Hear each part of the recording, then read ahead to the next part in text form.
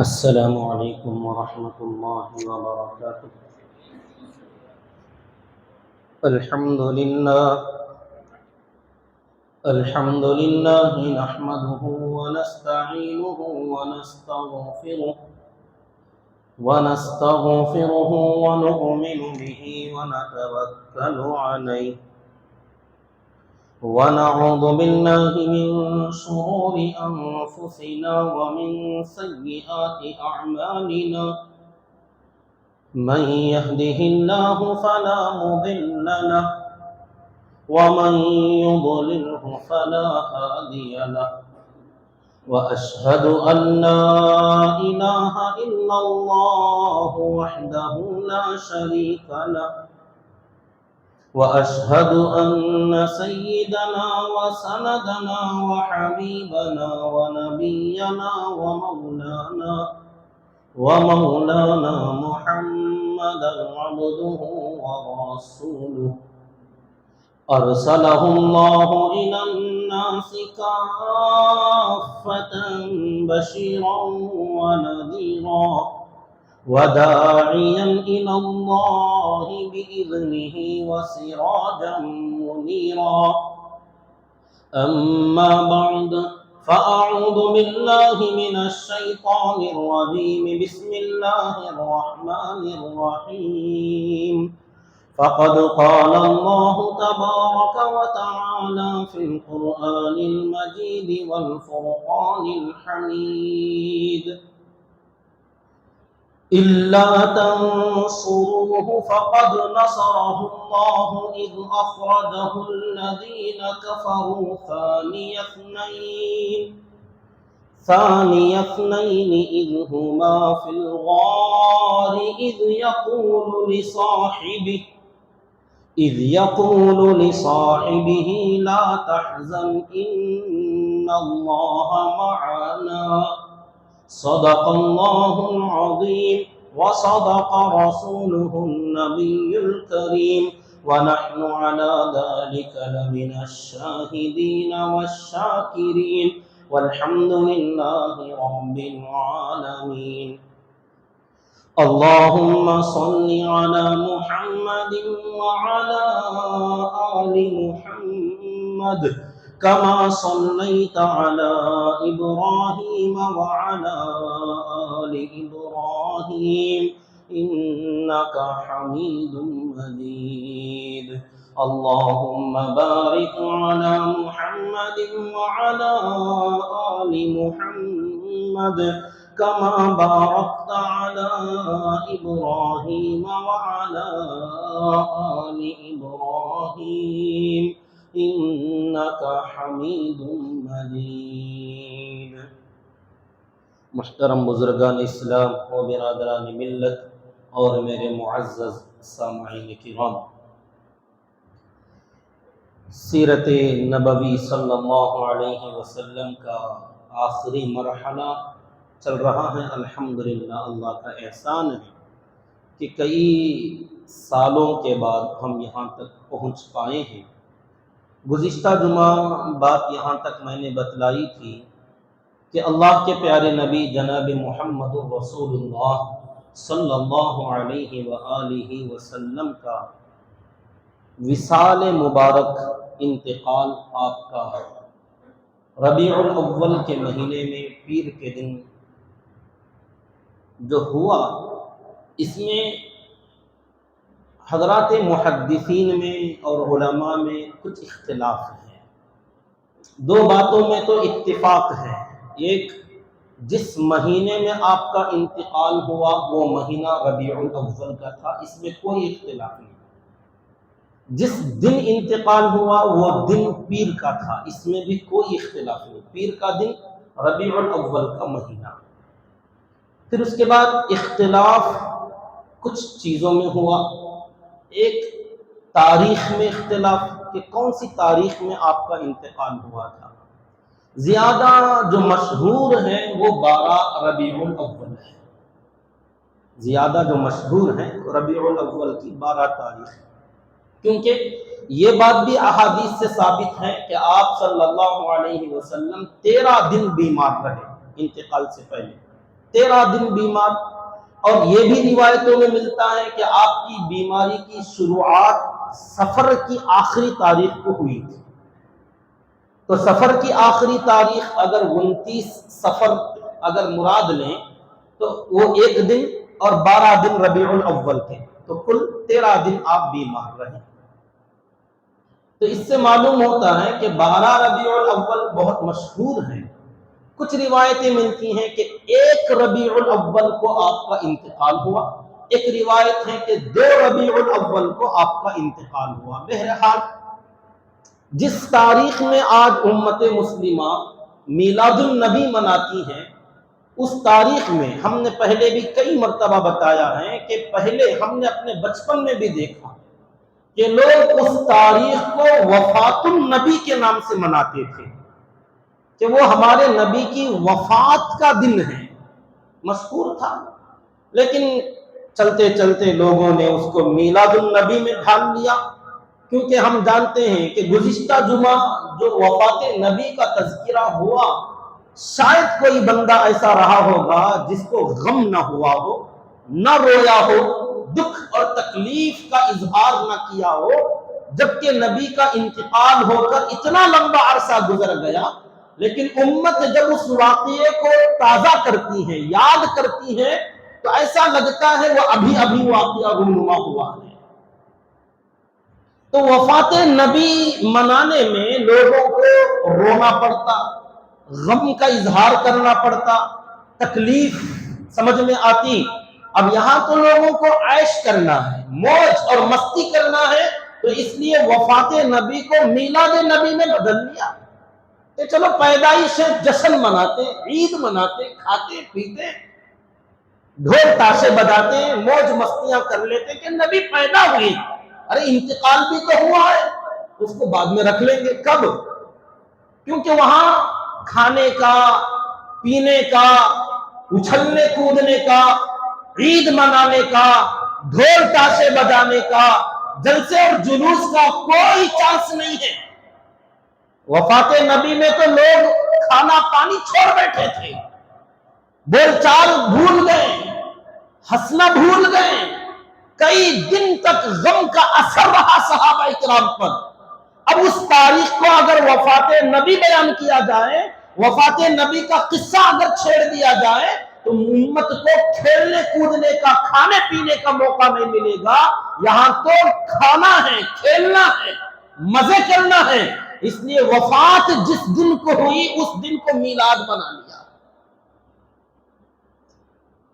کیا حال ہے اس امت کا کہ جس دن صحابہ کے لیے بوجھ تھا، جس دن صحابہ کے لیے بھاری تھا، جس دن کو صحابہ بھلا نہیں پاتے تھے، اس دن کو آج امت مسلمہ ایک عید، ایک جشن، ایک فنکشن، ایک خوشی، ایک میلہ بناتی ہے، اور اس میں نہ بنانے والوں کو شیطان کا لقب دیتی ہے کہ آج ابلیس کے سوا ساری دنیا دھوم مچا رہی ہے، خوشیاں منا رہی ہے۔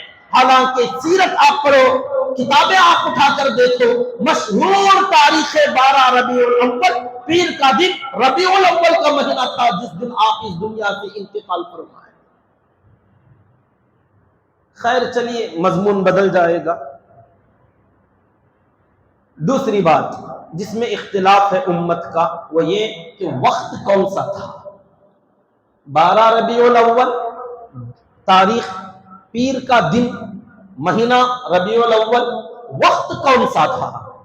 روایتیں ملتی ہیں کہ فجر کی نماز کے بعد جب صحابہ نماز سے فارغ ہوئے، آپ نے نماز میں دیکھا تھا اور پردہ گرا دیا تھا، اس کے بعد آپ کی طبیعت بہت اچھی ہو گئی تھی، اسی لیے حضرت صدیق اکبر رضی اللہ تعالیٰ عنہ آئے اور اجازت لے کر اوالی مدینہ میں تشریف لے گئے اپنی ایک اہلیہ سے ملنے کے لیے، ان کی ضروریات کے لیے۔ صحابہ بھی جو بہت دنوں سے انتظار میں تھے منتشر ہو گئے، پھیل گئے، لیکن جیسے جیسے وقت گزرتا گیا اس کے بعد آپ کی طبیعت بگڑتی گئی۔ چاشت کا وقت جب سورج کی تمازت تیز ہو گئی، بہت زیادہ روشنی پھیل گئی، اسی کو بعض روایتوں میں بعض صحابہ نے بیان کیا کہ زوال کا وقت تھا، یعنی سورج اتنا تیز ہو گیا کہ سورج درمیان میں آیا اور ڈھلنے کے قریب زوال کا جب وقت ہوا اس وقت میں آپ کا انتقال ہوا. اور بعض جو اکثر روایتیں مشہور روایتیں اس میں یہ بات ہے کہ چاشت کا وقت تقریباً زوال اور چاشت کے وقت میں قریب قریب یوں سمجھ لیجیے چاشت کا شروع وقت یا چاشت کا آخری وقت جو کہ زوال کے قریب قریب. تو اس کو لوگوں نے دو روایتیں بیان کی. ہو سکتا ہے کیونکہ جب شروع میں خبر پہنچی کہ نبی کا انتقال ہو گیا تو وہ چاشت کا وقت رہا ہو, لیکن اکثر صحابہ کو یقین نہیں ہوا, مان نہیں رہے تھے کہ نبی کا انتقال ہوا.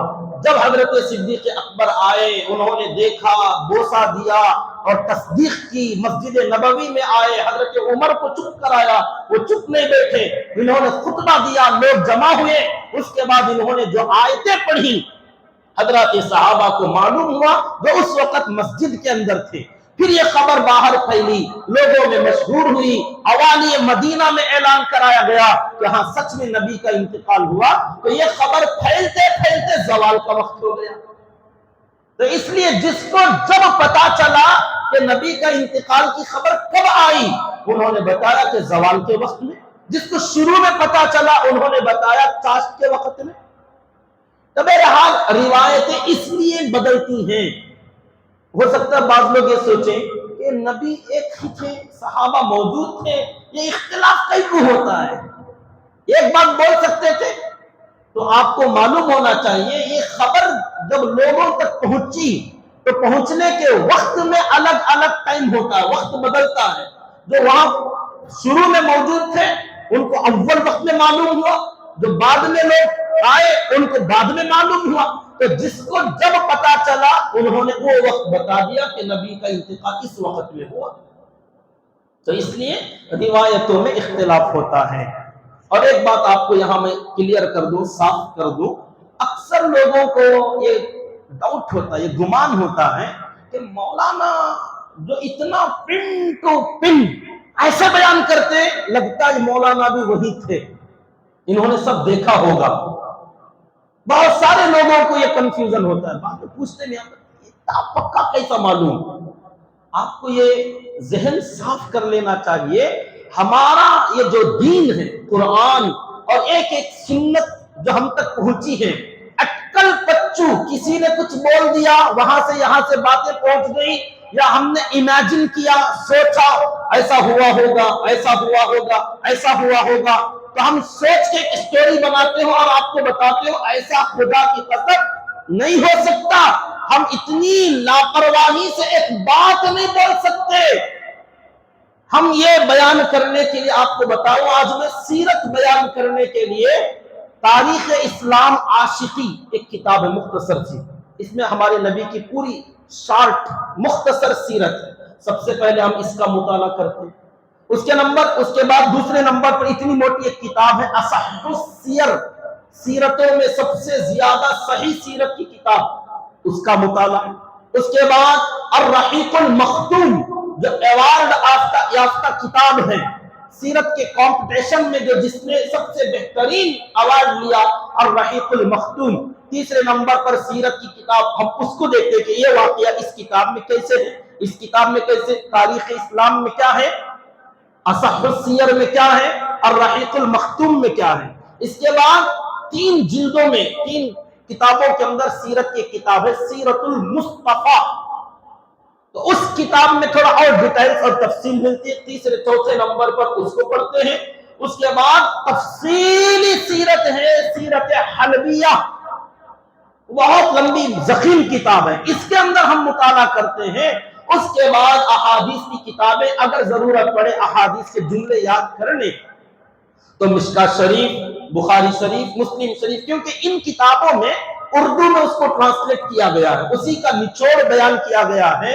تو 5-6 کتابیں پڑھنے کے بعد ہمیں یہ نتیجہ ملتا ہے کہ اچھا اس کتاب میں یہ ہے, اس کتاب میں یہ ہے, اس کتاب میں یہ ہے. ان تمام کتابوں کا خلاصہ ہم آپ کے سامنے رکھتے ہیں. چکے اٹکل پچھو بیان نہیں ہو سکتا.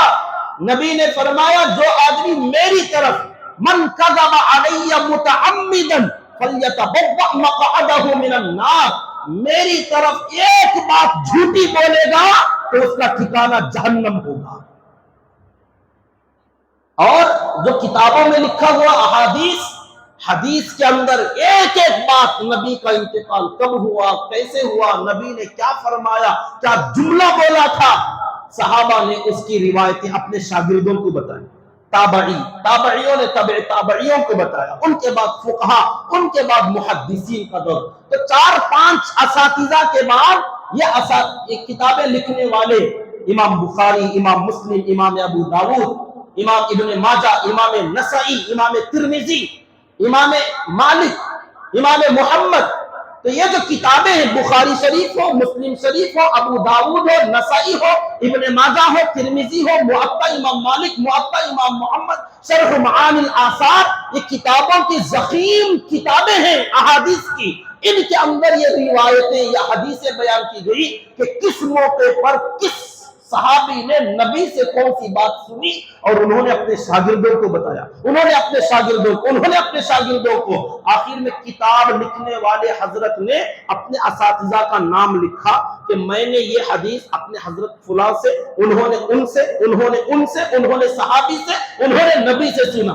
یہ کتاب میں جب لکھا تو بعد والوں نے چپکے مان نہیں لیا، انہوں نے لکھ دیا ہے، بخاری صاحب نے لکھ دیا، مسلم صاحب نے لکھ دیا تو پڑھ لیا، ٹھیک ہے صحیح نہیں، ریسرچ کیا اس پر کہ یہ حضرت جس سے بیان کر رہے ہیں، انہوں حضرت کیسے تھے، ان کا حافظہ کیسا تھا، ان کا عمل کیسا تھا، انہوں کس کس سے پڑھے، ان کے حضرتاں کیسے تھے، ان اساتذہ کی تحقیق کی گئی۔ اس کے بعد باقاعدہ کتابیں لکھی گئی کہ فلاں فلاں راویان حدیث، انہوں صحیح، انہوں ذرا ضعیف، انہوں کمزور، ان کی حدیثیں شروع کی لے سکتے، بعد کی نہیں لے سکتے، کیونکہ ان کا حافظہ کمزور ہو گیا تھا، یہ شروع میں اچھے تھے، بعد میں عقیدہ خراب ہو گیا۔ یہ تمام حدیث کے جو نقل کرنے والے ہیں، راوی، جو چین لنک ہوتی ہیں، اس چین لنک کی بال کی کھال نکالی گئی۔ انہوں حضرت کیسے تھے، ان کا معاملہ کیسا تھا، یہ عمل میں کیسے تھے، عمل میں بہت اچھے مگر حافظہ کمزور رہتا تھا، کبھی کچھ بولتے کبھی کچھ بولتے، لفظ بدل دیتے۔ تو اساتذہ نے، محدثین نے نوٹ کیا کہ ان کا اعتبار نہیں، انہوں بولے سے لفظ بعد میں نہیں بولتے، ایک بار یہ بولتے ایک بار یہ بولتے، حتیٰ کہ حدیث میں قال رسول اللہ اگر آیا تو مرتے دم تک قال رسول اللہ ہی بولتے تھے، اگر کہیں قال النبی آیا تو قال النبی ہی بولتے تھے، حالانکہ نبی اور رسول میں کوئی فرق نہیں، لیکن وہ اپنے استاد سے اگر رسول سنتے تو رسول بولتے، نبی سنتے تو نبی بولتے۔ خدا کی قسم آپ کتابیں پڑھتے نہیں ہیں، اگر تحقیق کرو تو پتا چلے، اتنا احتیاط کے ساتھ، ایسا نہیں کہ کسی آدمی نے اٹھا اور امیجن کیا اور اس نے کتاب لکھ دی کہ لو نبی صاحب کی یہ کتاب ہے، نہیں، ایک ایک چیز پن ٹو پن روایت بیان کرنے والے کی حالتیں بیان کی گئی کہ انہوں کیسے تھے، انہوں کیسے، ان کی زندگی کیا تھی، ان کی غیبتیں کی گئی کتابوں میں، حدیث کے راویوں کی غیبتیں، اور یہ فرض غیبت ہے، یہ غیبت فرض، کیوں کہ یہ جو حدیث بیان کرنے والے ہیں اگر اچھے ہیں تو امت کو پتا چلے اچھے ہیں، اگر خراب ہے امت کو پتا چلے یہ خراب ہے، ان سے جو حدیث آئے گی مت لینا، یہ ڈاؤٹ والی حدیث ہے، اسی لیے حدیث کو ضعیف کہتے ہیں، حالانکہ ہمارے نبی کی کوئی حدیث ضعیف نہیں ہوتی، یہ روایت کرنے والا ضعیف ہوتا ہے تو حدیث ضعیف ہو جاتی ہے۔ تو اتنا احتیاط کے ساتھ اتنی ساری کتابیں لکھی گئی، جب ان کتابوں کو پڑھتے ہیں تو تب جا کے ہمیں علم ملتا اور سمجھ میں آتا ہے، اور اب ہم آ کے آپ کے سامنے یوں رکھتے ہیں، ایسا لگتا ہے کہ ہم نے اپنی آنکھوں سے دیکھا۔ یوں نہ سمجھیں کہ کوئی بھی آدمی چپکے بٹھا دیا اور بھائیوں بزرگوں دوستوں بیان شروع کر دیا، یہ کام نہیں ہوتا، یہ ذمہ داری والی بات ہے۔ ایک عالم جو بولے گا وہ اگر آپ پوچھیں گے تو ہم اس کا آپ کو ریفرنس دیں گے، اس کی دلیل دیں گے، یہ ہماری ذمہ داری ہوگی کہ آپ نے یہ بات کہاں پڑھی، کس کتاب میں پڑھی، اگر آپ پوچھو تو انشاءاللہ تعالی ہم اس کا ریفرنس آپ کو دیں گے۔ اپنی طرف سے بولے اور ایک دین کا کام کر کے ہم جہنمی بنے، ہمیں کیا پڑی ہے؟ تو بہرحال کچھ لوگ جو پوچھتے ہیں کیا یہ سب باتیں تم نہ کیسا معلوم، تمہیں بھی تھے کیا وہاں؟ تھے تو اتنا معلوم نہیں ہوتا جتنا وہاں موجود لوگوں نے مختلف باتیں جو بیان کی اور وہ ہم تک پہنچا. یہ ہمارا قرآن یا ہمارا دین اور سنت اور حدیث جو ہم تک پہنچی ہے اتنی حفاظت کے ساتھ اللہ تعالیٰ نے ہمارے تک پہنچایا، اور قیامت کی صبح تک اس میں بغیر کسی ڈاؤٹ کے قیامت تک یہ قرآن اور حدیث ایسا ہی باقی رہے گا انشاءاللہ. کیونکہ حفاظت کرنے والی امت کی جماعت نے، محدثین نے، فقہاء نے اتنا زیادہ اس کا پہرا لگا دیا چاروں طرف سے، اور حدیثوں کو الگ الگ کر کے بتایا یہ حدیثیں صحیح ہیں، یہ حدیثیں حسن ہیں، حسن لذاتی ہی ہے، حسن لغیری ہی ہے، یہ حدیثیں ضعیف ہیں، یہ حدیثیں موضوع ہیں. موضوع کسے بولتے ہیں؟ ضعیف کسے بولتے ہیں؟ حسن لغیری کسے بولتے ہیں؟ حسن لذاتی کسے بولتے ہیں؟ صحیح کسے بولتے ہیں؟ یہ مستقل ایک فن ہے یہ. اسی لیے 15 سال مدرسوں میں پڑھنا پڑتا ہے کہ سیکھو. اس کو پڑھنے سے پہلے اس کے مبادیات کا علم، اس کا بیسک علم جاننا پڑے گا. علم نحو، علم صرف، علم معانی، علم البدیع اور علم البیان اور علم صرف، علم نحو، اور اسی کے ساتھ ساتھ ناسخ و منسوخ اور شان نزول، اصول فقہ، اصول تفسیر، فقہ اور حدیث اور قرآن کی تفسیر، ان تمام علوم کو از اول تا آخر پڑھنا، رٹنا، سمجھنا، اس کے بعد قرآن و حدیث کو ہاتھ لگانا، ورنہ تو گمراہ ہو جاؤ گے. گمراہ لوگوں کو سمجھانا، قرآن حدیث کو ایکسپلین کرنا اور اتنے مسائل، باریک باریک مسائل کو لوگوں میں بیان کرنا کوئی کھیل تماشا سمجھا آپ نے؟ اور بغیر ذمہ داری کے ہم یوں ہی بول دیں، یہ ہماری ہلاکت اور تباہی ہے. میرے حال میرے دوستوں اور بزرگوں، ایک سوال تھا اس لیے میں نے آپ کا جواب دیا یہ کہ ذہن صاف کریں. ہم پورا ایسا لگتا کہ سارے واقعات کتابوں میں یوں بیان کیے گئے ہیں، اگر آپ سچ میں پڑھو ایسا لگتا ہے کہ آپ اس زمانے میں اس جگہ پر موجود ہو. یہ محدثین آپ کو وہاں لے جا کے بٹھا دیتے ہیں، واقعہ بیان کرتے، پڑھو ایسا لگتا آپ کی آنکھوں کے سامنے یہ ہو رہا ہے. یہی اثر ہے کہ جب ہم آپ کو بولتے ہیں ایسا لگتا ہے کہ آپ یہاں نہیں بیٹھے، مدینے میں چلے گئے، وہاں آپ موجود ہیں جو آپ کے سامنے یہ کام ہو رہا ہے. خیر، اللہ کے نبی صلی اللہ علیہ وسلم کے انتقال میں دو باتوں میں اتفاق. ربیع الاول کا مہینہ، پیر کا دن. اختلاف تاریخ میں 12 ربیع الاول، 1 ربیع الاول، 2 ربیع الاول، مشہور ہے 12. وقت زوال کا وقت تھا جو کہ اب کا وقت ہو گیا تقریباً زوال. اس وقت میں نبی کا انتقال، یعنی اس سے ابھی 1 گھنٹہ پہلے تقریباً، یا چاشت کا وقت. بہرحال سورج ایک دم تیز ہو گیا تھا، دھوپ بہت کھل چکی تھی.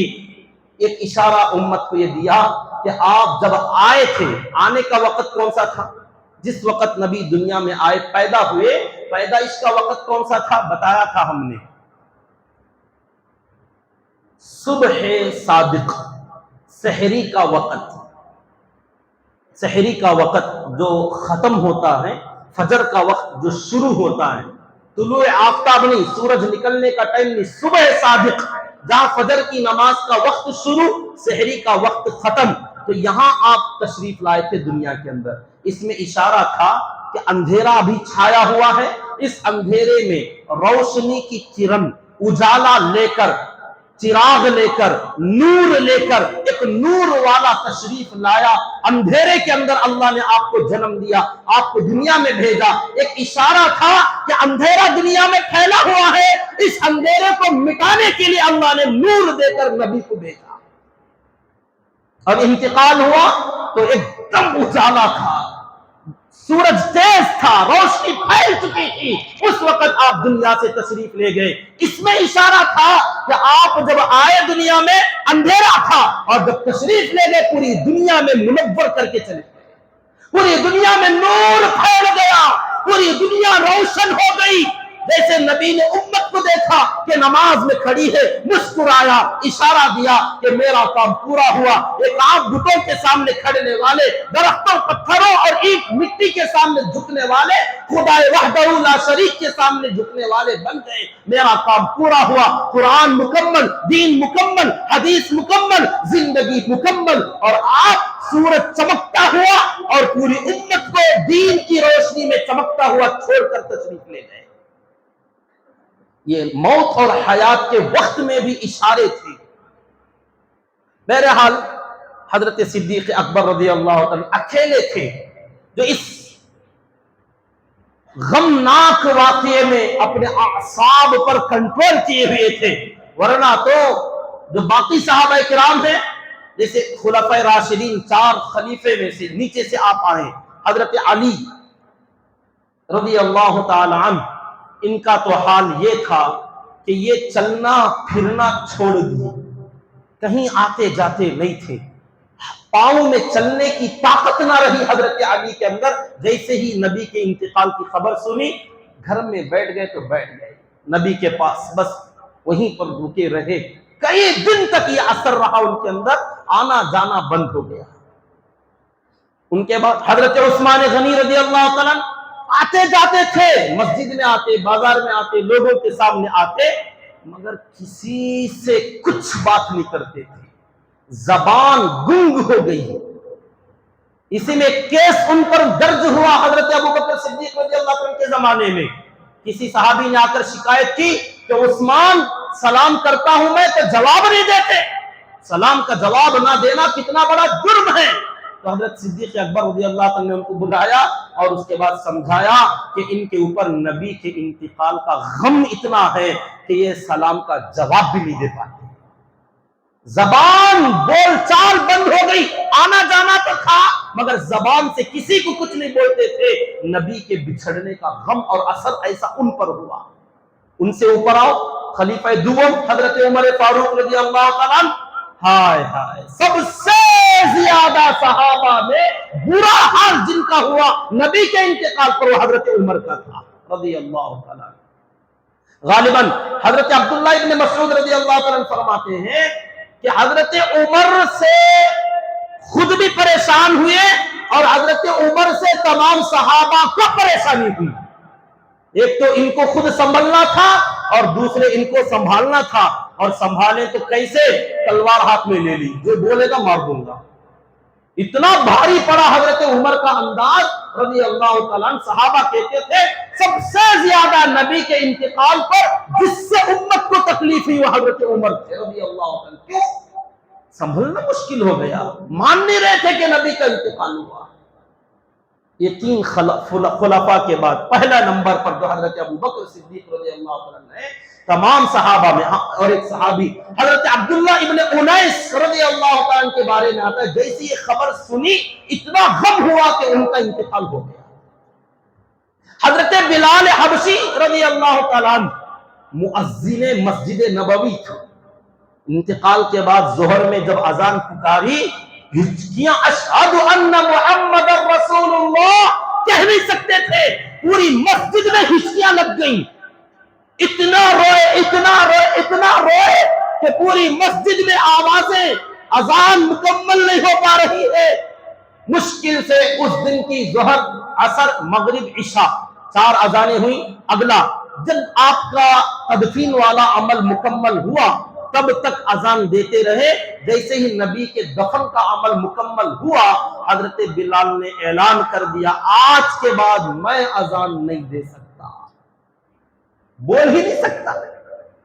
جب مسجد میں اذان بولتا تو نبی کے سامنے ہوتا، اشہد ان محمد رسول اللہ کہتا تو چہرہ انور سامنے نظر آتا، خوش ہو کے گواہی دیتا۔ آج جملہ تو بولوں گا، چہرہ سامنے نہیں ہے۔ بلال اس غم کو برداشت نہیں کر سکتا، آج کے بعد مجھے مجبور نہ کرو اذان بولنے کے لیے، میں اذان نہیں بولوں گا، چلے گئے۔ یہ حالات تھے صحابہ کرام کے۔ میرے حال سیدنا ابوبکر صدیق رضی اللہ عنہ اکیلے تھے جو اس وقت میں، حالانکہ سب سے زیادہ اثر ان کو ہونا تھا، مگر امت کو سنبھالنے والی شخصیت یہی تھی۔ اللہ نے ان کو اکیلے کو ایسی قوت دی، ایسا برداشت کی طاقت عطا فرمائی۔ آئے حضرت عمر سے کہا عمر چپ ہو جاؤ، مان نہیں رہے تھے، خطبہ دیا، اور جیسا کہ میں نے گزشتہ جمعہ بتایا بہت ساری آیتیں پڑھی، انک میت وانہم میتون وما محمد الا رسول، وہ آیتیں تو گزشتہ جمعہ میں نے سنایا، وما جعلنا لبشر من قبلک الخلد افان مت فهم الخالدون کل نفس ذائقۃ الموت، یہ ساری آیتیں خطبے میں پڑھی، صحابہ کو ایسا لگنے لگا یہ آیتیں ابھی ابھی نازل ہو رہی۔ خود حضرت عمر رضی اللہ عنہ کہتے ہیں جب یہ آیت میں نے سنی وما محمد الا رسول، تو ایک دم مڑ کے دیکھا اور تلوار گرا دیا اور میرے پاؤں میں کھڑنے کی طاقت نہ رہی۔ کہتے ہیں حضرت عمر رضی اللہ عنہ دھڑام سے زمین پر گر پڑے کہ ہائے اللہ نے تو قرآن میں فرما دیا کہ نبی کا انتقال ہو سکتا ہے، میں بھول گیا تھا۔ بعد میں انہوں نے توبہ کی، رجوع کیا کہ میرے اس معاملے پر، میرے اس انداز پر آپ لوگ معاف کر دینا، میں تھوڑی دیر کے لیے یہ آیتیں بھول گیا تھا، رجوع کیا اپنے انداز سے۔ بہرحال حضرت ابوبکر صدیق رضی اللہ تعالیٰ عنہ اگر اس وقت میں نہ ہوتے تو شاید اس امت کو سنبھال نہیں پاتے تھے۔ کوئی خطبہ دیا، لوگ سنبھلے، اس کے بعد اعلان کرایا کہ اوالی مدینہ میں اطراف میں اعلان کرو کہ نبی کا انتقال ہو چکا ہے، تاکہ جس کو دیدار کرنا ہے وہ آئے، اور آخری جو آپ کے کام ہیں اس میں شامل ہونا چاہے آ جائیں، سب کو خبر ہو جائے۔ اطراف و اکناف میں اعلان کرایا گیا۔ صحابہ کرام کے 3 حصے تھے اس وقت میں۔ صحابہ کرام اس میں سمجھنے کی بڑی سخت ضرورت کی باتیں ہیں۔ اس حالت میں صحابہ 3 حصوں میں بٹے ہوئے تھے۔ ایک اہل بیت، نبی کا گھرانہ، خاندان والے، جیسے آپ کے چچا حضرت عباس اور آپ صلی اللہ علیہ وسلم کے چچیرے بھائی حضرت علی، حضرت عباس رضی اللہ عنہ کی اولاد حضرت فضل ابن عباس، قسم ابن عباس، عبداللہ ابن عباس، یہ صحابہ کرام، یہ اہل بیت رضی اللہ تعالی عنہم، اور آپ کے آزاد کردہ غلام کے بیٹے حضرت اسامہ ابن زید، وہ بھی گھر کے لوگوں میں شامل، اور ایک حضرت شقران رضی اللہ عنہ جن کو نبی نے آزاد کیا تھا، یہ سب گھر والوں میں سے، یہ اہل بیت یہاں نبی کے گھر میں غم میں، اور آپ کی ازواج مطہرات، بیٹی، نواسے، یہ جو خاندان والے ہیں حسنین رضی اللہ تعالیٰ عنہ، یہ ایک طرف اپنے غم میں، دکھ میں، درد میں شامل۔ تمام صحابہ بھی غم میں تھے۔ یہاں حضرت ابوبکر نے لوگوں کو سمجھایا، سنبھالا۔ جب یہ آیتیں سنائی تو حضرت عبداللہ ابن عباس رضی اللہ تعالیٰ عنہما فرماتے ہر آدمی کی زبان پر یہی آیت تھی، مدینے میں سب لوگ پڑھتے پڑھتے پھرنے لگے، وما محمد الا رسول قد خلت من قبلہ الرسل افإن مات او قتل انقلبتم علی اعقابکم۔ ایسا لگ رہا تھا پوری مدینہ منورہ میں اسی آیت کی تلاوت صحابہ کرتے پھرنے لگے، وما محمد الا رسول قد خلت من قبلہ الرسل۔ اب یہ جو معاملہ یہاں ہو رہا تھا، یہ حضرات صحابہ کرام کی ایک جماعت تھی جو مسجد نبوی میں لوگوں کو نبی کے انتقال کی خبر اور اس کے اوپر تسلی وغیرہ دے رہے تھے۔ ایک اور جماعت تھی صحابہ کی جو اس مسجد سے باہر، نبی کے حجرے سے باہر، اور وہ تھے انصار مدینہ، پراپر مدینے کے رہنے والے صحابہ۔ ان کی ایک جماعت بنو ساعدہ قبیلے کے اندر ایک سقیفہ چبوترے پر جمع ہوئے تھے، اور وہاں بہت سارے مدینے کے صحابہ، انصار صحابہ، اور ان کے ساتھ میں مکے سے آئے ہوئے مہاجر صحابہ کی کچھ جماعت، یہ سب لوگ جمع ہوئے تھے وہاں دور ایک قبیلے میں، اور وہاں ایک میٹنگ ہو رہی تھی، مشورہ ہو رہا تھا۔ اور مشورہ کیا تھا؟ یہاں حضرت ابوبکر و عمر لوگوں کو سنبھال رہے، حضرت عثمان گم سم بیٹھ گئے، حضرت علی رضی اللہ تعالی عنہم اجمعین اپنے گھر میں کہیں آنا جانا نہیں، اور دوسرے صحابہ کا وہ حال جو مسجد نبوی میں ہے، حضرت ابوبکر تسلی دے رہے۔ یہ جماعت صحابہ کی سقیفہ بنو ساعدہ نام کی ایک جگہ پر جمع ہوئی اور ایک بڑا اہم مشورہ شروع کر دیا۔ کیا تھا مشورہ؟ کہ نبی تو انتقال کر گئے، اب نبی کی جگہ کون لے گا، خلیفہ کون ہوگا؟ نبی کی تدفین، تکفین، تجہیز، غسل، یہ تمام کام ابھی باقی، ابھی آپ کا انتقال ہوا ہے، صحابہ اس غم سے نکل رہے ہیں، فوراً ایک مشورہ شروع ہوا کہ بولو اس جگہ پر نبی کا قائم مقام، خلیفہ نبی، امت کو سنبھالنے والا کون ہوگا؟ قانونی طور پر کس کو پوری امت مان لے گی؟ اب وہ انصار صحابہ کسی کو نہیں بلائے، خود جمع ہو گئے، اور وہ بھی غلط نہیں تھے۔ انہوں نے یہ سمجھا کہ بھئی مدینے میں حضور آئے مکے سے، صحابہ ہجرت کر کے مدینہ آئے تھے، اور ہم خاص یہاں کے رہنے والے لوگ، اب نبی کا انتقال ہو گیا تو اب پورے مدینے کو، پورے مہمان آئے ہوئے صحابہ کو سنبھالنے والا کون؟ یقیناً یہاں کے رہنے والے باشندگان مدینہ انصار ہم لوگ ہیں، تو اب ہم میں سے کسی آدمی کو امیر بنائیں گے، ہم میں سے کوئی آدمی خلیفہ بنے گا، بڑا طے ہوگا، نبی کے قائم مقام طے ہوگا، اور بعد میں امت کو سنبھالے گا۔ تو اس میں انصار صحابہ میں ایک بڑی شخصیت تھی، حضرت سعد ابن عبادہ رضی اللہ تعالیٰ، بہت ضعیف تھے، اس وقت بیمار تھے، کمبل لپیٹے ہوئے، چہرہ بھی ڈھانپے ہوئے تھے، لوگوں نے ان کو بلایا تھا، اس چبوترے پر بٹھایا تھا، اور انصار مدینہ میں باتیں چل رہی تھیں کہ اب ہمارے انصار میں سے، مدینے میں سے حضرت سعد ابن عبادہ بڑی شخصیت ہیں، پہلے سے بھی امیر رہے، سردار رہے ہیں نبی کے آنے سے پہلے بھی، اور ایک تھے سعد ابن معاذ جن کا نبی کے زمانے میں انتقال ہو گیا تھا رضی اللہ تعالیٰ عنہ۔ تو اب یہ باقی ہیں، تو ان کو امیر بنا دیں، نبی کا قائم مقام ان کو بنا دیں۔ آپ سوچئے حضرت ابوبکر خلیفہ بنے، پہلے کیسے بنے، حالات کیا ہوئے تھے، اور امت کیا ہونے والی تھی۔ اللہ جزائے خیر دے ان صحابہ کو، اور خاص کر حضرت عمر و حضرت ابوبکر رضی اللہ تعالیٰ عنہما کو، کہ امت کو انہوں نے اس ٹوٹنے کے وقت میں، اس تفرق و تشتت کے وقت میں ایسا سنبھالا، اگر یہ حضرات نہ ہوتے امت پتہ نہیں کبھی کے ٹکڑے ٹکڑے ہو گئی ہوتی۔ مشورہ یہ ہو رہا تھا۔ اب آپ سوچو، کیا یہ ضروری تھا؟ نبی کا انتقال ہوا، پہلے کفن دفن کا معاملہ، آپ کا قبر وغیرہ کا معاملہ، نماز جنازہ کا معاملہ، یہ سارے کاموں سے فارغ ہو جائیں، بعد میں سکون سے مشورہ کریں، یہی تو آپ کے ذہن میں آئے گا۔ لیکن صحابہ کو فکر اس کی ہوئی کہ نبی کا قائم مقام خلیفہ کون بنے گا؟ کیوں؟ کیونکہ یہ بالکل صحیح فیصلہ تھا، ضروری یہ تھا کہ جیسے ہی ایک امیر، ایک بادشاہ، ایک بڑے کی جگہ خالی ہوتی ہے تو اس کی جگہ کو پر کرنا، اس کے تجہیز و تکفین سے پہلے ضروری کام یہ ہوتا ہے۔ شاید آپ نہیں سمجھیں، بتاؤں گا انشاءاللہ۔ دیکھیے، ہو سکتا آپ یہ سمجھے پہلے نبی کا انتقال ہوا یا دفن وغیرہ سے فارغ ہو، بعد میں اطمینان سے مشورہ کرنا ہے، بڑا کام یہ تھا۔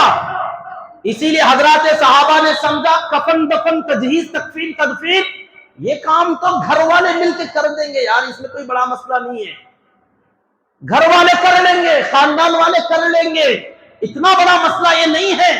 اصل مسئلہ یہ تھا کہ نبی کیا کام لے کر آئے، کیا دعوت لے کر آئے، کیا محنت کی آپ نے 23 سال کی زندگی میں اس پوری امت کو بنایا ہے۔ اگر ہم یہاں لگے رہے اور یہاں کسی نے ایک امیر بنا دیا یا کچھ اور گڑبڑ کر دیا یا کسی غلط آدمی کے ہاتھ میں یہ کام چلا گیا تو پھر پوری امت کے اوپر نبی نے جو محنت کر کے بنایا تھا، یہ ساری محنت ایک دن میں گڑبڑ ہو جائے گی۔ کون بنے گا خلیفہ؟ اور اس سے بڑی بات بتاؤں، خلیفہ اگر اس وقت میں طے نہ ہوتا تو اس کے فوراً بعد نبی کا غسل دینا، کیسے دینا، کپڑے نکالنا کہ نہیں نکالنا، فیصلہ کون کرے گا؟ کفن کون سے کپڑے پہنانا، فیصلہ کون کرے گا؟ قبر کہاں بنانا، فیصلہ کون لے گا؟ قبر کیسی بنانا، فیصلہ کون کرے گا؟ جنازے کی نماز پڑھیں گے کہ نہیں پڑھیں گے، فیصلہ کون کرے گا؟ پڑھیں گے تو کیسے پڑھیں گے، فیصلہ کون کرے گا؟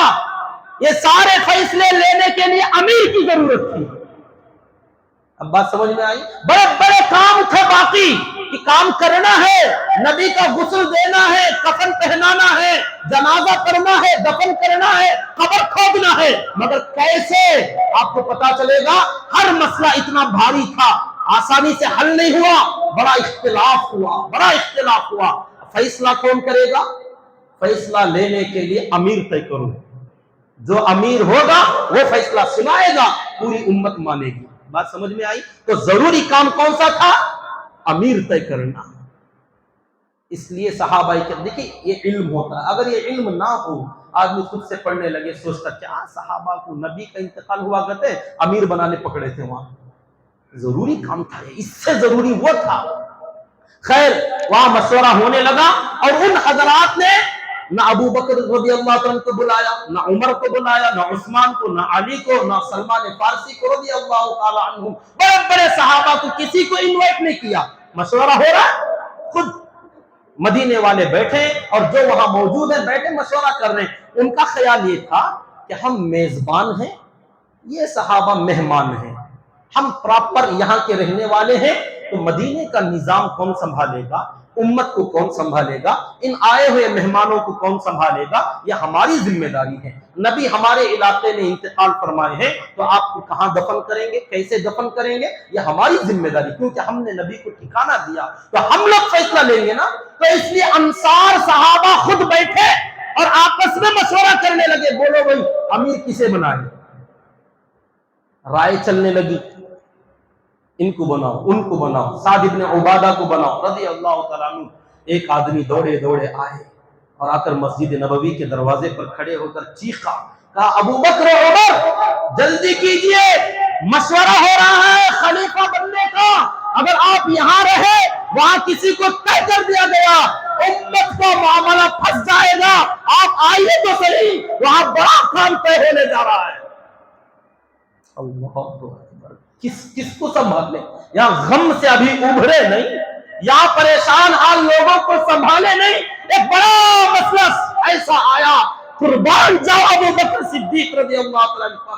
اللہ نے کیا بنایا تھا حضرت ابو بکر کو، کہاں امت کو سنبھالا، آپ پڑھو گے تو اشش کر جاؤ گے، ہائے اللہ ابو بکر کون تھے، کیا تھے، اور اللہ نے ان کو کیوں چنا تھا، نبی کا ساتھی کیوں بنایا تھا۔ یہاں ابھی سنبھال ہی رہے تھے، بڑا پہاڑ آیا کہ وہاں مشورہ ہوتا، جلدی کرو۔ یہ دونوں بھاگے بھاگے جانے لگے، حضرت ابو عبیدہ ابن جراح ساتھ میں تھے، جانے لگے، درمیان میں کچھ لوگوں نے روکا، کہا آپ لوگ خدا کے واسطے نہ جائیں، شدید اختلاف ہو جائے گا، ہو سکتا انصار کے لوگ آپ سے لڑنے لگ جائیں، آپ لوگ نہ جائیں۔ حضرت ابو بکر نے کہا خدا کی قسم، نہ مجھے خلیفہ بننا ہے نہ آگے آنا ہے، بس مجھے امت کو سنبھالنا ہے۔ اگر اس وقت میں ابو بکر نہ گیا، کسی غلط آدمی کے ہاتھوں خلافت چلی گئی، نبی کی 23 سال کی محنت برباد، اور قیامت میں نبی پوچھے ابو بکر تو کیا کر رہا تھا، تو میں کیا جواب دوں؟ مجھے جانا ضروری ہے۔ گئے وہاں پر، جا کر بیٹھے، لوگوں نے جگہ دی، بیٹھے۔ انصار صحابہ میں حضرت سعد بن عبادہ رضی اللہ عنہ بڑی شخصیت تھی، کھڑے ہوئے اور انہوں نے لوگوں سے کہا، لوگوں ہم انصار مدینہ ہیں، ہم وہ ہیں جب سارے لوگوں نے نبی کو ٹھکرایا تو ہم نے نبی کو اپنایا تھا، کوئی اپنے نبی کو لینا نہیں چاہتا تھا، ہم نے بلایا تھا، اور آپ مہاجر بھی جب آئے تو ہم نے تمہیں گلے سے لگایا، اپنے گھروں میں حصہ دیا، باغوں میں حصہ دیا، کاروبار میں حصہ دیا، اپنے بھائی بنا کر ہم نے تمہیں رکھا، ہر لائن سے ہم نے تمہارا ساتھ دیا، نبی کو جہاں جہاں ضرورت پڑی، پسینے کی ضرورت تھی تو ہم نے خون دیا۔ یقینی بات تھی، سچی باتیں تھیں، انہوں نے فضیلتیں گنائی، اور نبی نے کہا تھا کہ تمام صحابہ اگر 2 حصے میں بٹ جائیں، مہاجر ایک راستے سے جائیں، انصار ایک راستے سے جائیں، تو میں اس راستے پر جاؤں گا جس پر انصار جائیں گے۔ تو نبی نے ہمارے بارے میں بولا تھا نا، تو ہماری بڑی فضیلتیں ہیں۔ اب نبی انتقال فرما گئے، ہمارے شہر میں ہوا ہے، اور ہم آپ کے میزبان ہیں، آپ لوگ تو باہر سے آئے ہوئے مہمان ہو، اس لیے اب نبی کی جگہ پر خلیفہ بننے کے حقدار ہم مدینے والے ہیں، ہمارا علاقہ، ہماری بستی ہے، تو ہم خلیفہ بنیں گے، ہم میں سے کوئی آدمی امیر بنے گا، یہ انصاف کی بات ہے۔ ان کی تقریر ختم ہوئی، حضرت عمر رضی اللہ تعالیٰ اٹھنا چاہ رہے تھے کچھ بولنے کے لیے، حضرت ابو بکر نے ہاتھ پکڑا کہ رکو. حضرت ابو بکر کھڑے ہوئے، تقریر کی، کہا خدا کی قسم انصار کی جتنی فضیلتیں ہیں مسلم سر آنکھوں پر، آپ نے وہ کارنامے انجام دیے جو بالکل صحیح، نبی نے تمہارے بارے میں یہ باتیں فرمائی، بالکل صحیح، آپ کی فضیلتیں بہت ہیں. مگر سنو، جس وقت نبی کلمہ لے کر اٹھے تو سب سے پہلے ہم نے قبول کیا تھا. نبی کا کلمہ پڑھنے والوں کو مارا گیا، ستایا گیا تو تکلیفیں ہم نے برداشت کی. بے جرم کے مارا گیا ہمیں، ہم نے سہا. نبی نے کہا گھروں کو چھوڑو، ہم مجبور نہیں تھے، ہمیں کوئی تکلیف نہیں تھی، خاص مکان تھے ہمارے، جائیدادیں تھی. نبی نے کہا دین کو پھیلانے کے لیے گھر چھوڑو. ہم نبی کی بات پر گھر چھوڑ کے نکلے، ہم محتاج نہیں تھے، نبی کی دعوت پر ہم آئے. فضیلتیں کم ہیں. اس کے بعد آپ نے فرمایا آپ لوگ انصار صحیح، آپ نے بڑی قربانیاں دی ہیں، شہادتیں نوش کی ہیں، ہر قربانی اپنی جگہ، لیکن خدا کی قسم اللہ تعالی کو امیر اور خلیفہ اور حکومت یہ جو کرنے والے ہیں، امت کو سنبھالنے والے، یہ اللہ کو قریش میں پسند ہے. الائمۃ من قریش، نبی کا فرمان سنایا کہ نبی سے میں نے سنا ہے کہ میری امت میں امام قریش خاندان سے بنیں گے. تم انصار مدینہ صحیح مگر قریش خاندان سے نہیں ہو. نبی کا خاندان قریش مکے والا ہے، اور یاد رکھو انصار اگر تم خلیفہ بن جاؤ گے تو یہ قریش والے اپنے اوپر بڑا دوسرے لوگوں کو تسلیم نہیں کریں گے، وہ نہیں مان سکتے. اور ویسے بھی انصار میں دو قبیلے تھے، اوس اور خزرج. اگر اوس خاندان کے ساتھ ابن عبادہ آپ خلیفہ بنو گے، خزرج آپ کے خلاف ہو جائیں گے، فوراً وہ چاہیں گے ہمارا ایک خلیفہ بنے. اس لیے نہ اوس بنے نہ خزرج بنے، ہم قریش میں سے خلیفہ بنیں گے. ہم میں سے اگر خلیفہ بنے گا مکے کے قریش بھی مان جائیں گے، اوس بھی مانیں گے، خزرج بھی مانیں گے، پورا عرب مان جائے گا، کیونکہ پورے عرب میں سب سے بڑا خاندان قریش ہے. اگر اللہ کو امارت، حکومت، نبوت، خلافت اگر پسند ہوتی تو جس خاندان کو اللہ چاہتے اس میں سے بھیجتے. اللہ نے قریش میں سے نبی کو بھیجا تو خدا کی قسم آپ کے جگہ پر کھڑنے والا، آپ کا جانشین بھی قریش میں سے ہونا چاہیے. ایسے ترک، ایسی دلیلیں نہ گرایا، نہ ان کی انسلٹ کی. آپ صحیح بول رہے ہو، آپ کی ساری باتیں، آپ کی فضیلتیں مسلم، مگر بات اور حقیقت یہ ہے ہر ایک کے اندر وہ صلاحیت نہیں ہوتی. امت کو سنبھالنا، فضیلتیں اپنی جگہ، مقام اپنی جگہ، ٹیلنٹ، صلاحیت ہر بندے میں نہیں ہوتی. اللہ نے خاندان قریش کو چنا ہے کہ اس امت میں امیر کوئی بنے گا تو اس خاندان قریش کا ہوگا. تو یہ دونوں فضیلتیں آئیں تو کسی نے درمیان میں اٹھ کر کہا ایک کام کرو، امیر منا و امیر منکم، ایک امیر انصار میں سے بناؤ، ایک امیر مہاجرین میں سے بناؤ. ہجرت کر کے آپ آئے ہیں، آپ کی بھی فضیلت، ہم ساتھ دیے ہیں، ہماری بھی فضیلت. امیر منا و امیر منکم، ایک امیر مہاجر میں سے، ایک امیر انصار میں سے، مکے والا ایک، مدینے والا ایک. اب اس میں بھی کچھ چرچے ہونے لگے، ہاں یہ بھی ہو سکتا ہے. حضرت عمر رضی اللہ عنہ نے کہا سیف، ایک تلوار، فی میانین، ایک تلوار دو میانوں میں، یا ایک میان میں دو تلوار نہیں ہو سکتے، ایک ہونا چاہیے. میان ایک، تلوار ایک ہوگی. دو یہیں سے اختلاف ہوگا. اگر دو بنا لیے جائیں پھر کسی مسئلے میں اختلاف ہو امیروں میں تو پھر ان کا فیصلہ کون کرے گا؟ کوئی تیسرا آئے گا، وہ ایک ہی تو ہوگا. تو ایک ہونا چاہیے، دو کا سوچ رکھنا یہ غلط ہے. باتیں چلنے لگیں، ادھر سے رائے آنے لگیں. حضرت ابو بکر صدیق رضی اللہ تعالیٰ نے کہا دیکھو بات اتنی ہی ہے، قریش میں سے امیر ہوگا. لوگوں میرے سامنے ایک عمر ہیں، ایک ابو عبیدہ ابن جراح ہیں. دونوں کے ہاتھ پکڑے اور کہا یا تو عمر کو مان لو یا تو ابو عبیدہ کو مان لو. یہ دونوں قریش ہیں، ان میں سے جس کو بھی مانو صحیح ہے. دو امیر بھی نہیں اور انصار میں سے بھی نہیں، مہاجر میں سے ہوگا قریش میں سے ہوگا، یا تو عمر یا تو ابو عبیدہ ابن جراح رضی اللہ تعالی عنہ۔ حضرت ابو بکر نے اپنا نام پیش نہیں کیا، انہوں نے ان کو پیش کیا۔ لوگوں میں باتیں ہونے لگیں۔ اللہ جزائے خیر دے سیدنا امیر المؤمنین حضرت عمر فاروق رضی اللہ تعالی عنہ کو۔ کون صحابہ جن کو ہم جانتے ہیں، ہمارے ہیرو کون، ہمارے آئیڈیل کون، ہمارے رہبر کون؟ حضرت عمر کھڑے ہوئے اور ایسی باتیں کہی، خدا کی قسم سنہرے الفاظ میں لکھنے کے لائق، کھڑے ہوئے کہنے لگے، او لوگوں، یہ کیا سن رہا ہوں میں، کیا دیکھ رہا ہوں کہ اس پورے مجمع میں انصار ہو یا مہاجر، تم میں سے کوئی ہے جو ابو بکر سے آگے جا کر دکھائے؟ کوئی جا سکتا ہے؟ ہمت کی بات نہیں، فضیلت کی بات، مقام کی بات، مرتبے کی بات سنو، یہ میری بات نہیں، نبی کی بات نہیں، اللہ کی بات سناتا ہوں۔ اور فرمایا سورہ توبہ 10ویں پارے کی ایک آیت جو میں نے خطبے میں پڑھا، کہا کون ہے ہم تمام صحابہ میں، پوری امت میں سے کوئی ہے تو بتاؤ جس کے بارے میں 3 باتیں جو اللہ نے فرمایا وہ کسی کی شان میں اللہ نے کہا ہو سوائے ابو بکر کے۔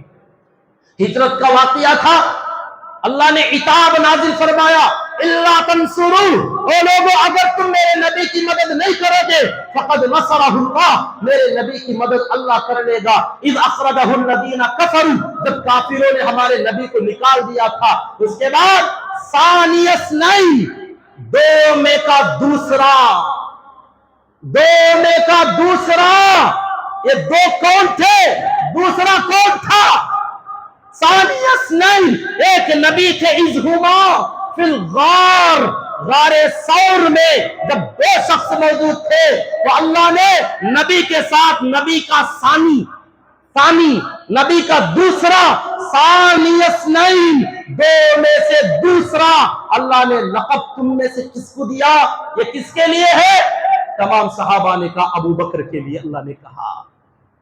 اذ ہما فی الغار اذ یقول لصاحبہ، آگے سنو، اللہ نے کہا جب وہ دونوں غار میں تھے اور وہ نبی اپنے صاحب، اپنے صحابی، اپنے ساتھی سے بول رہے تھے، خدا کی قسم تمام انصار، تمام مہاجرین میں اگر کسی کو صحابی کہا گیا تو حدیث میں، نبی نے، صحابہ نے آپس میں ایک دوسرے کو صحابی کہا، اللہ نے اگر کسی کو صحابی کہا تو وہ صرف ابو بکر ہے رضی اللہ تعالیٰ عنہ۔ سب کی صحابیت میں جس کو خود اللہ نے نبی کا صحابی کہا وہ ابو بکر ہے، باقی کسی کو اللہ نے صحابی نہیں کہا۔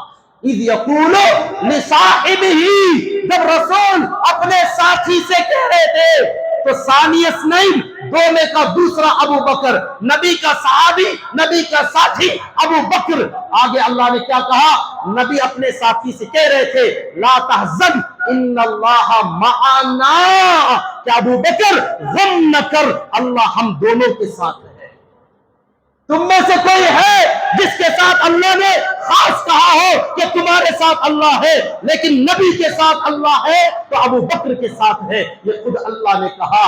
تو ثانی اثنین، 2 میں کا دوسرا ابو بکر، اذ یقول لصاحبہ، نبی کا صحابی ابو بکر، اور ان اللہ معنا، اللہ اگر نبی کے علاوہ کسی کے ساتھ ہے ابو بکر کے ساتھ ہے۔ اللہ نے قرآن میں 3 فضیلتیں ابو بکر کی بیان کی، تم میں سے کوئی ہے تو بتاؤ جو اس میں آگے نکل کے بتائے۔ سب کی گردنیں جھک گئی، کیا بولو گے؟ حضرت عمر فاروق رضی اللہ تعالیٰ عنہ نے وہ دلیلیں پیش کی اور کہا، اور ایک بات بتاؤں، نبی کا جب انتقال سے پہلے نماز پڑھانے کا وقت آیا تھا، مجھے آگے بڑھا دیا گیا، نبی نے سختی سے نہیں ڈانٹا تھا کہ نہیں ابو بکر کے علاوہ کوئی نہیں، تو نبی کی موجودگی میں تم میں سے کوئی تھا جو نبی کے مصلی پہ کھڑا تھا؟ کوئی نہیں نا، ابو بکر کھڑے تھے۔ تو بتاؤ کیا یہ اشارہ نہیں تھا نبی کا کہ میری جگہ کوئی آئے گا، ابو بکر آئے گا؟ کہ اللہ نے اشارے نہیں دیے؟ اب کون کیا بولیں گے؟ ابو بکر آگے آئیے، آپ ہاتھ بڑھائیے، میں بیعت کرتا ہوں کہ نبی کی جگہ خلیفہ کوئی ہوگا، ابو بکر ہوگا رضی اللہ تعالی عنہ وارضاہ۔ قربان جاؤ ان اکابرین پر، کیا فضیلت، کیا انہوں نے مرتبے بیان کیے، امت پر میرے اور آپ پر کیا احسان کیا۔ حضرت ابو بکر ایک دم حیران ہوئے کہ یہ کیا ہوا، میں تو سنبھالنے آیا تھا، میرے ہی کندھے پر آ گیا۔ کہنے لگے عمر مجھے مت پھنساؤ، مجھے مت پھنساؤ، تم میرے سے زیادہ قوی ہو، تم برداشت کر سکتے ہو، تم اقوا ہو، میں تھوڑا ضعیف ہوں، میں برداشت نہیں کر سکتا، عمر تم بن جاؤ۔ انہوں نے کہا نہیں، اقوا میں صحیح، مضبوط میں صحیح، مگر آپ ہی کو خلیفہ بننا ہوگا کیونکہ نبی نے آپ کو چنا ہے۔ انہوں نے کہا ابو بکر عمر نہیں، میں برداشت نہیں کر سکتا۔ انہوں نے کہا آپ بن کے جائیے، عمر کی قوت آپ کے ساتھ رہے گی، میں آپ کا ساتھی بن کر رہوں گا، میری قوت آپ کی خلافت۔ اللہ اکبر کبیرہ، کہا میں بیعت کرتا ہوں، جس کو بیعت کرنا آگے بڑھو۔ دھڑا دھڑ صحابہ نے اٹھا، کسی نے کوئی اعتراض نہیں کیا، بس سب نے بیعت کی، ہم راضی ہم راضی، ابو بکر خلیفہ، ابو بکر خلیفہ، ابو بکر خلیفہ۔ یہ خاص بیعت تھی جو اس دن شام تک، پیر کا دن زوال یا چاش کے وقت میں انتقال ہوا۔ یہ سارا واقعہ یہ معمولی کام نہیں تھا، اگر اس وقت میں یہ کام نہ ہوا ہوتا امت اسی وقت میں بٹ جاتی، ٹکڑے ٹکڑے ہو جاتی۔ اللہ جزائے خیر دے، ان حضرات کو انہوں نے سنبھالا۔ شام ہو گئی، رات کی نمازیں ادا کر لی گئیں۔ اگلا دن منگل کا دن جو تھا، ممبر پر صحابہ کو جمع کیا گیا، حضرت ابو بکر جمع ہوئے، حضرت عمر رضی اللہ عنہ پہلے سیڑھی پر چڑھے اور کہا لوگوں میں نے اپنی طرف سے کچھ نہیں کیا، نہ نبی نے مجھے کہا تھا یہ کام کرو، کل کا جو واقعہ ہوا یہ اللہ تعالی نے خود اپنی طرف سے مجھ سے یہ کام کرا لیا ہے، پوری امت اس پر جمع ہو چکی ہے، اور کل میں نے جو کام اپنی طرف سے کیا اس غلطی پر بھی معافی چاہتا ہوں۔ اب جس نے بیعت نہیں کیا وہ سارے لوگ بیعت کر لیں۔ بیعت کا مطلب تھا ان کو ہم اپنا نبی کا خلیفہ مانتے ہیں، ہم ان سے اختلاف نہیں کرتے۔ یہ عمومی بیعت ہوئی، تمام صحابہ کرام نے بیعت کی، مگر سعد بن عبادہ رضی اللہ تعالیٰ عنہ وہ تھوڑے ناراض رہے، جن کی خلافت کی بات چل رہی تھی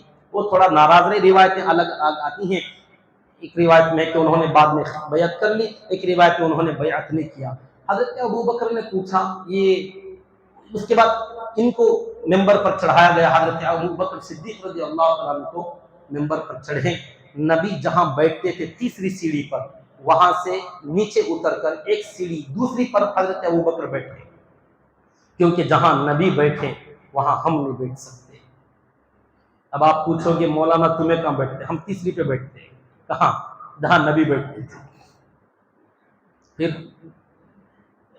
یہ کیا ہے؟ بڑی زبردست بات علماء نے بیان کی، دوسری سیڑھی پر حضرت ابو بکر بیٹھے، کیونکہ اوپر تیسری والی پر آپ صلی اللہ علیہ وسلم بیٹھتے تھے، حضرت ابو بکر دوسری پر آئے، ان کے بعد جب حضرت عمر رضی اللہ عنہ کا نمبر آیا تو پہلی پر آئے، یہاں بیٹھتے تھے پیر نیچے۔ اب ان کے بعد تین ہی سیڑھیاں تھیں، حضرت عثمان رضی اللہ تعالیٰ آئے تو پھر اوپر چلے گئے۔ تو علماء نے کہا اللہ حضرت عثمان غنی رضی اللہ تعالیٰ عنہ کو جزائے خیر دے، انہوں نے بڑا مسئلہ حل کیا۔ اگر ادب ادب ادب کہہ کر سب آنے والا نیچے اترتا تو میں آج انڈر گراؤنڈ سے بیان کر رہا ہوتا۔ کہاں ہوتا میں؟ نیچے۔ آپ لوگ یہاں بیٹھے ہوتے، امام صاحب نیچے گڑے ہوئے کنویں میں سے بیان کرتے، آپ سنتے۔ کیوں؟ ہر خلیفہ نیچے، ہر خلیفہ نیچے، ہر خلیفہ نیچے۔ تو بور میں جہاں چلے جاتے بور کے پاس ہم ہوتے۔ اللہ جزائے خیر دے، حضرت عثمان غنی رضی پھر اوپر آ گئے، وہاں بیٹھے۔ ادب اپنی جگہ ادب ہے، ہم اس لائق نہیں ہیں، لیکن جب کام کر ہی رہے ہیں تو پھر نبی کی سنت سمجھ کر بیٹھیں گے۔ نبی جہاں بیٹھتے تھے برکت لینے بیٹھیں گے یا آپ کی اقتدا میں بیٹھیں گے؟ وہ اس زمانے میں ان کا ادب تھا، وہ نیچے اترے، پھر ویسا کرتے جائیں تو میرے حال۔ تو حضرت ابو بکر رضی اللہ عنہ چڑھے اور انہوں نے کہا لوگوں، خطبہ پڑھا، کہے میں تم سے افضل نہیں ہوں، میں بھی تمہاری جیسا ایک آدمی ہوں۔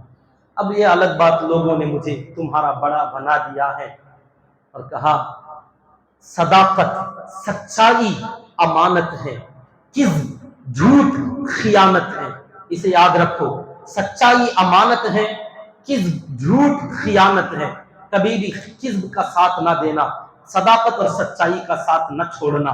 اس کے بعد فرمایا لوگوں میں تمہارا ذمہ دار بنایا گیا ہوں، تم میں سے جو کوئی کمزور ہوگا، مظلوم ہوگا، میرے نزدیک وہ سب سے زیادہ طاقتور ہے۔ تم میں سے جس پر ظلم ہوگا وہ لوگوں میں کمزور، میرے نزدیک سب سے زیادہ طاقتور۔ اگر وہ میرے پاس آئے گا میں اس کے ساتھ کھڑا رہوں گا، جب تک کہ اسے انصاف نہ مل جائے میں اس کا ساتھی رہوں گا۔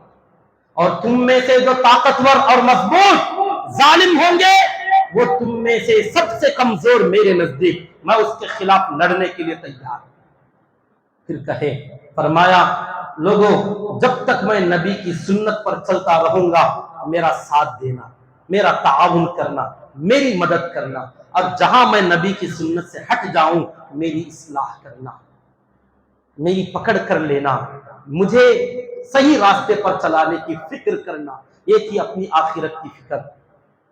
خطبہ دیا، اتر گئے، ابھی نبی کی تدفین تجہیز کچھ نہیں ہوئی، منگل کا دن۔ اب خطبے کے بعد اب مشورے شروع ہوئے، بولو بھی طے ہو گیا تمام، عمومی بیعت بھی ہوئی۔ حضرت ابو بکر نے پوچھا، دو آدمی بیعت نہیں کیے، ایک علی دوسرے زبیر ابن العوام، یہ کہاں ہیں؟ حضرت علی نکلتے نہیں تھے باہر، تو ان کو بلایا گیا کہ پوچھا تم نے بیعت کیوں نہیں کی؟ حضرت علی رضی اللہ تعالیٰ نے اعتراض کیا کہ آپ لوگ مشورے میں جہاں ہوا خلیفہ طے کرنے کا، آپ ہی خلیفہ بننے کے لائق تھے، کیونکہ نبی نے ہمارے دین کا بڑا آپ کو بنایا تو دنیا کا بڑا آپ کو ہم کیوں نہیں بناتے؟ حضرت علی نے کہا آپ ہی خلیفہ بننے کے لائق تھے، آپ کے علاوہ کوئی نہیں تھا، بس ہماری تکلیف یہ ہے کہ اس مشورے میں ہمیں کیوں نہیں بلایا؟ کیا ہمارا حق نہیں تھا؟ نبی کے خاندان والے نہیں تھے ہم لوگ؟ آپ لوگوں نے ہمیں کیوں نہیں بلایا؟ حضرت علی رضی اللہ عنہ کا اعتراض تھا۔ یہاں سے شیعہ الگ ہو جاتے ہیں، کہتے ہیں ابو بکر و عمر غاصب تھے، انہوں نے حضرت علی کا حق چھین لیا تھا، خلیفہ علی کو بننا تھا۔ نہ یہ بات علی نے کہا، نہ اہل بیت نے کہا، نہ کسی صحابی نے کہا، کسی کے ذہن میں وہ بات آئی ہی نہیں کہ خلیفہ امیر المؤمنین حضرت علی رضی اللہ عنہ بن سکتے ہیں۔ لیکن بات آئی تو ابو بکر کی، تمام لوگوں نے مان لیا۔ ان کا بھی اعتراض خلافت کا نہیں تھا، اعتراض یہ تھا مشورے میں، میٹنگ میں ہمیں کیوں نہیں بلائے؟ بہرحال ان کا دکھ تھا، ہو سکتا ہے کہ ہم قریبی لوگ تھے، نبی کے خاندان والے تھے، بلا لینا چاہیے تھا۔ لیکن آپ سوچئے کیا ابو بکر و عمر رضی اللہ تعالیٰ عنہما کو یہ ضروری تھا کہ ان کو بلاتے؟ ضروری تھا ان کو؟ میں نے وہ سچویشن بیان کی، حالت کیا تھی؟ یہ خود یہاں بیزی تھے، کسی نے بلایا، بھاگے بھاگے گئے، وہاں ہنگامہ ہونے لگا، میں تو ہونے لگا، اچانک درمیان میں سارا کام ہو گیا۔ اب ان کی شکایتیں ہوئی آپ نے ہم کو نہیں بلایا۔ یہ اگر میٹنگ بلائے ہوتے، مسجد میں بلائے ہوتے، سب کو انوائٹ کیے ہوتے تو ان کو چھوڑ دیے ہوتے تو بلانا ضروری تھا، اعتراض صحیح تھا۔ یہ اچانک ہنگامی میٹنگ ہوئی، اچانک مشورہ ہو گیا، اور اچانک جو کام ہوا اس میں ان کو تکلیف ہوئی۔ ان کا اعتراض بھی صحیح، ان کا نہ بلانا بھی صحیح۔ بات سمجھ رہے ہیں؟ کسی کو صحیح کسی کو غلط نہ کہیں۔ اگر ایک صحابی کو صحیح ایک صحابی کو غلط کہیں گے تو ہمارا ایمان ختم ہو جائے گا۔ سب صحیح، اپنی جگہ سب صحیح تھے، ان کا اعتراض صحیح، ان کا نہ بلانا صحیح، کیونکہ ان کو معلوم نہیں وہاں کیا کیا ہوا۔ یہ سمجھ رہے ہیں ان لوگوں نے مل کے مشورہ کیا، یہ اچانک گئے تھے، ان کو معلوم نہیں ان کے حال کیا گزر رہے ہیں۔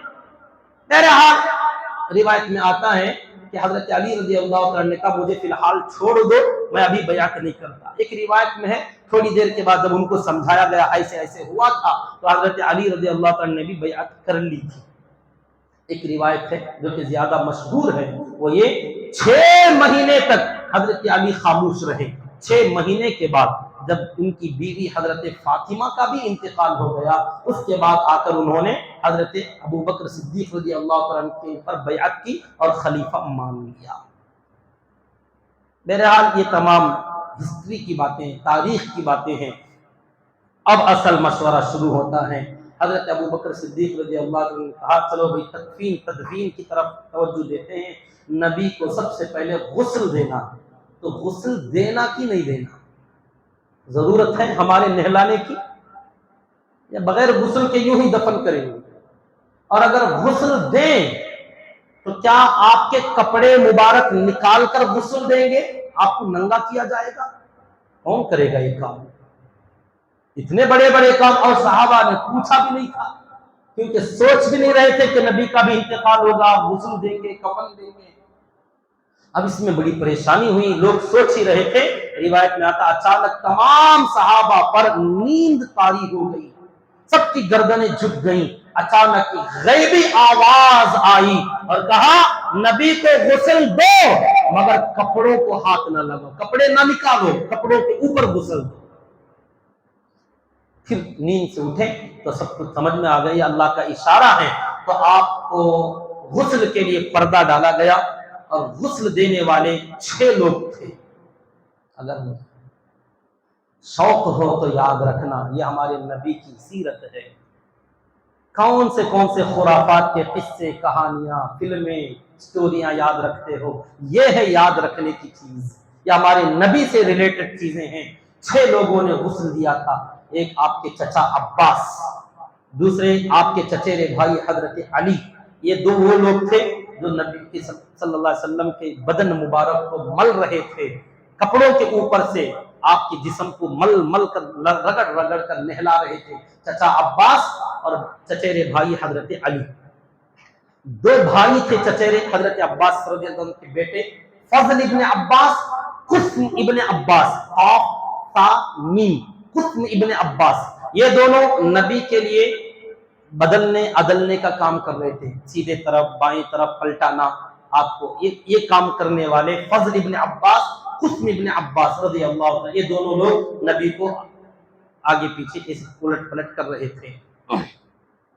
2 آدمی تھے جو پانی اونڈیلنے والے تھے، ایک آپ کے آزاد کردہ غلام کے بیٹے اسامہ، 17-19 سال کے جو بچے تھے جن کو امیر بنایا تھا نبی نے، رشتے میں پوتے لگتے تھے، اسامہ ابن زید اور شقران، یہ جو تھے، ان دونوں کو، یہ غلام تھے نبی کے آزاد کردہ غلام، یہ دونوں نبی کے اوپر پانی اونڈیل رہے تھے۔ 3 طریقے سے آپ کو غسل دیا گیا۔ ایک، پہلے سادہ پانی آپ کے جسم مبارک پر ڈالا گیا، سادے پانی سے پہلا غسل ہوا۔ دوسرا، بیر کے پتیاں ڈال کر جوش دیا گیا پانی، ان پتیوں کے پانی سے آپ کو نہلایا گیا۔ تیسری مرتبہ پانی میں کافور ڈال کر آپ کے جسم مبارک پر ڈالا گیا۔ یہ 3 مرتبہ 3 طرح کا غسل آپ کو دیا گیا۔ اس موقع پر ایسی خوشبو جسم مبارک سے نکلی۔ ہاں، اور ایک بات، یہ تمام غسل دینے والے اپنی آنکھوں پر پٹی باندھے ہوئے تھے تاکہ کپڑوں پر جب پانی پڑے تو کپڑے اٹنے کی وجہ سے جسم کھل نہ جائے اور نظر نہ پڑے۔ مگر حضرت علی رضی اللہ تعالیٰ آنکھوں پر پٹی نہیں باندھے تھے، باقی 5 آنکھوں پر پٹی باندھے ہوئے تھے، حضرت علی کھلی آنکھوں سے غسل دے رہے تھے۔ اس وقت میں ایسی خوشبو جسم مبارک سے پھوٹی، حضرت علی نے کہا آپ تو جب زندہ تھے تب بھی معطر تھے، اور جب آپ کا جسم مبارک ہے تب بھی معطر ہے، خوشبو پھوٹ رہی ہے آپ کے جسم سے۔ غسل مکمل ہوا تو اب کپڑے جو بھیگ گئے تھے، 3 چادریں لائی گئیں، یمنی چادروں کے اندر 3 چادروں میں آپ کو غسل دیا گیا، جس میں نہ جبہ تھا، نہ پگڑی اور امامہ، کچھ نہیں تھا۔ جو لوگ پھیٹا ڈالتے ہیں مردوں کو، جائز نہیں۔ نبی کو صرف 3 کپڑوں میں کفنایا گیا، اور جو کپڑے پہنے تھے پانی کی وجہ سے بھیگ گئے، اب چادریں اگر پہنائی جائیں تو یہ بھی بھیگ جائیں گی، تو ان بھیگی ہوئی چادروں کو آپ کے جسم مبارک سے نکال لیا گیا، اور نئی 3 چادریں آپ کو پہنا دی گئیں۔ 3 چادروں میں آپ کا کفن مبارک تیار ہو گیا۔ تو یہ تھا غسل کا مرحلہ۔ اب اس کے بعد سوال ہوا کہ نبی کی جنازے کی نماز پڑھیں گے کہ نہیں پڑھیں گے؟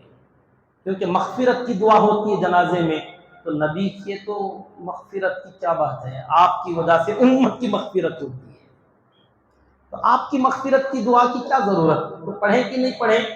ایک بڑا سوال ہوا۔ دوسرا سوال تھا پڑھیں تو کیسے پڑھیں، جماعت بنا کر پڑھیں، انفرادی پڑھیں؟ جماعت بنائیں تو امامت کون کرے گا، کیونکہ امام کا امام کوئی نہیں ہوتا، نبی امام ہے، مقتدی نہیں ہے، تو آپ کا امام بنے گا تو کون بنے گا؟ تو یہ بڑے اہم سوالات تھے، وقت کی کمی ہے، انشاءاللہ اگر زندگی باقی رہی اگلا جمعہ عرض کر لیں گے۔ اللہ تعالیٰ سے دعا کریں۔ آگے نبی کی قبر بنائی گئی، قبر بھی دو قسم کی تھی، ایک شق ایک لحد، اس میں سے کون سی بنی، بنایا کس نے قبر کھودی؟ بنانے والے دو تھے، ابو عبیدہ ابن جراح، ابو طلحہ انصاری۔ کس نے بنایا، کیوں بنایا، کہاں بنائی، جنازے کی نماز کیسے پڑھی گئی، کیسے دفن کیا گیا، کس وقت میں تدفین ہوئی، تدفین کے بعد والا عمل کیا تھا؟ اگر زندگی باقی رہی انشاءاللہ عرض کر لیں گے اگلا جمعہ۔ اللہ تعالیٰ سے دعا کریں کہ رب ذوالجلال ہم تمام کو اپنے ان اکابرین کے نقش قدم پر زندگیاں گزارنے کی توفیق نصیب فرمائے، اور اللہ تعالیٰ ہماری طرف سے، پوری امت مسلمہ کی طرف سے ان حضرات صحابہ کرام کو اپنے شایان شان بہترین بدلہ نصیب فرمائے، آمین۔ وآخر دعوانا ان الحمدللہ رب العالمین۔ جاتے ہوئے مسجد کی ضروریات اور اخراجات کے لیے دل کھول کر تعاون کرتے ہوئے جائیں، جو حضرات سنت نہیں پڑھیں وہ سنت پڑھ لیجئے، اور جو آگے کا بیان سننا چاہیں گے اول وقت میں تشریف لائیں، کیونکہ بغیر تمہید کے وہیں سے بات شروع ہو جائے گی۔